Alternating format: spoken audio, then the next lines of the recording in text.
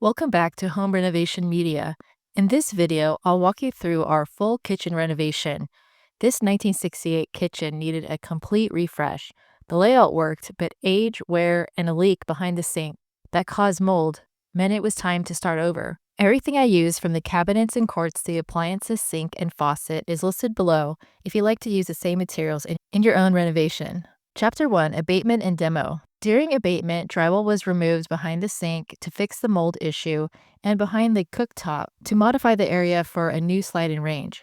But there was a mistake with the gas line that you'll learn about later. You'll also learn how we remedied the situation. Our abatement company also handled the demo, removing all cabinetry and appliances. If you want to learn more about how to hire an abatement and demo company, check out episode 3 in this series. Chapter 2, Working with Other Trades. After the abatement and demo, I hired a plumber to prep the gas line for the new range, an electrician to install the outlet, and a drywaller to close things back up.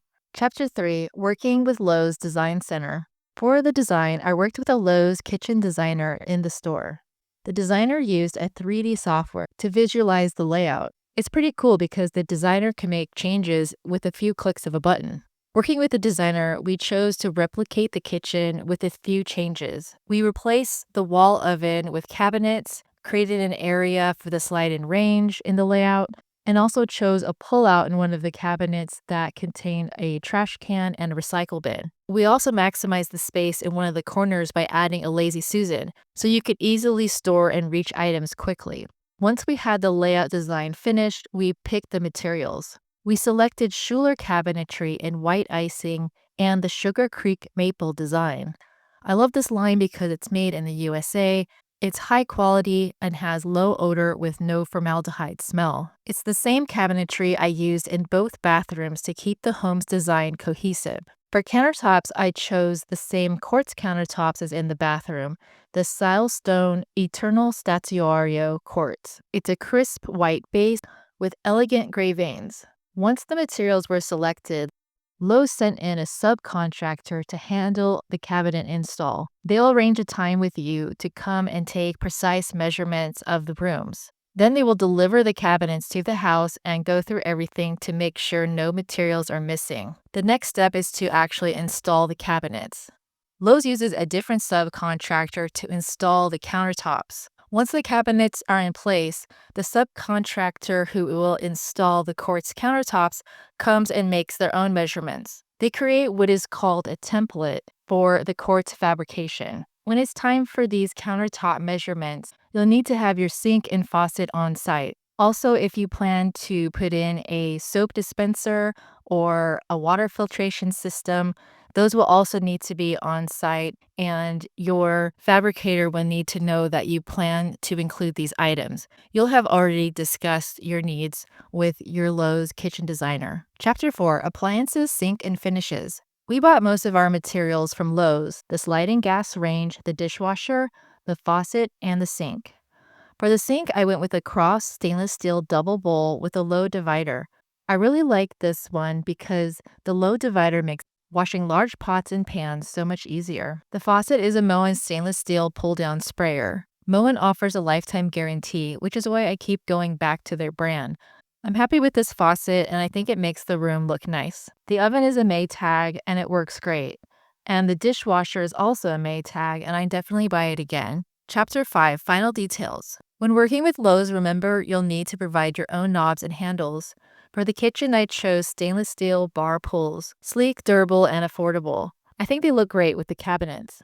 Lowe's installers will also add hinge stoppers into the doors so that they don't open all the way to hit walls, appliances, or other cabinets. I recommend doing a walkthrough to check all of your cabinets and open each door up to see if it will need a hinge stopper, so your installer can take care of them all at the same time. Chapter 6, Final Adjustments. In addition to the hinge stoppers, it's important to make sure that the tops of the cabinets align. In other words, the doors of the cabinets should be level across from each other. All they need to do is make a minor adjustment so that these levels are straight. If you miss anything, Lowe's might return and take care of it, but it's best to get everything figured out and done at once for greatest efficiency. Chapter 7, The Gas Line Mistake. Here's the mistake I mentioned earlier. Remember that we were doing away with the wall oven and that we were going to modify the stovetop area for the slide-in range. Lowe's let me know that they don't do anything with the gas line, and I would need a plumber to handle that. So even though the walls were open and ready for the plumber didn't end up recessing the gas line into the wall. I had given the plumber the layout for the room, explained the transformation that we were doing, how we were eliminating the wall oven and we were preparing the stovetop gas line to work properly with the push-in range. I thought that was enough for him to know what he should do, and he had access to everything with the open drywall. However, he prepared the pipe, but he failed to recess it into the wall. Therefore, when the range went in, the range stuck out too far. It was just enough to block the dishwasher door when it was extended down. The door was in danger of hitting the oven. We needed the range to be set back at least a half an inch, but this wasn't possible with the thick pipe in place. We called the plumbing company back, and a different plumber decided to fix it by adding a flexible gas connector inside the cabinet. So I believe what happened is that there was a joint inside the cabinet, and they fixed it by modifying a part